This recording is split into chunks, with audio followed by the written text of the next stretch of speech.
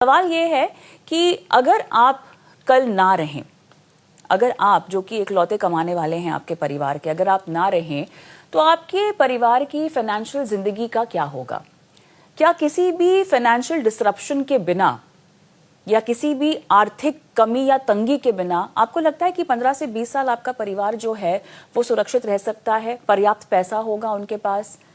I am sure आपने इस बारे में बहुत बार सोचा होगा और यही सोचकर आपने टर्म इंश्योरेंस पॉलिसी खरीद ली होगी और आपको लग गया होगा कि चलिए जो बॉक्स है उसको टिक मार्क कर दिया है, अब मेरे नहीं रहने पर भी मेरा परिवार जो है वो सुरक्षित है। लेकिन यहाँ पर अक्सर एक प्रॉब्लम देखी गई है और आज हम उसी प्रॉब्लम पर बात करने वाले हैं। प्रॉब्लम यह है कि जब भी दर्शक या निवेशक या पॉलिसी होल्डर या ऐसा कोई शख्स जिसको इंश्योरेंस खरीदना हो, टर्म इंश्योरेंस खरीदना हो, उनका ध्यान प्रीमियम पे ज्यादा रहता है कि हमारे जेब को सूट करता है या नहीं करता। हमारे परिवार और उनकी जरूरतें जो आपके बाद कैसे पूरी होंगी उस पर ना सोचते हुए प्रीमियम के बारे में अक्सर सोचा जाता है।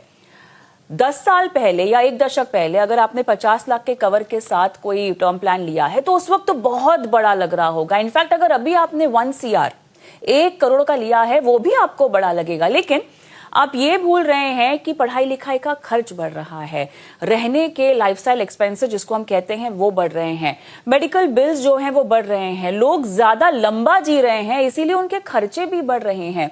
रियलिटी ये है कि आप इंश्योरेंस खरीदते हैं ये सोचकर कि एक आधा साल तक काम चल जाएगा, या अगर आपने बहुत साल पहले कोई कवरेज ले रखी है तो उससे एक आधा साल ही मामला जो है वो निपट पाएगा। लेकिन यहां पर हम पूरी जिंदगी की बात कर रहे हैं। आपके नहीं रहने के बाद आपके परिवार की जरूरतें कैसे पूरी होगी हम उसकी बात कर रहे हैं।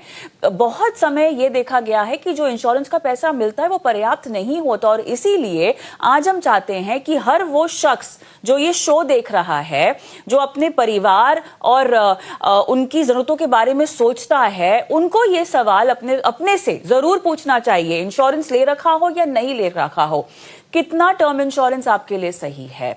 10 गुना ज्यादा लेना है, 20 गुना ज्यादा लेना है? महंगाई को कैसे काउंटर करना है, कैसे फैक्टर इन करना है? आपके परिवार के आर्थिक लक्ष्य क्या रहेंगे आपके नहीं रहने पर? आपके ऊपर कर्ज है, क्योंकि आजकल मेरे ख्याल से बहुत लोग बहुत ज्यादा कर्ज ले रहे हैं। आपके बाद उस कर्ज का क्या होगा, कौन चुकाएगा? बच्चे अगर पढ़ाई लिखाई कर रहे हैं तो उसका खर्च कौन देगा? रिटायरमेंट के बारे में तो हम अक्सर सोचते ही नहीं है जब तक 45 पार नहीं हो जाता। तो बहुत सारी ऐसी रियलिस्टिक बातें हैं जिसके बारे में सोचना जरूरी है। बाकायदा आपको बहुत सारे ऐसे ऐप्स मिल जाएंगे जो फ्यूचर कॉस्ट की प्रेडिक्शन आपको दे सकते हैं। आपके बहुत सारे एक्सपर्ट्स होंगे जो आपको बता सकते हैं कि किस तरह से एक नंबर पर पहुंचना है, लेकिन वो कितना जरूरी है कैलकुलेट करना, ये हम आपको आज बताएंगे।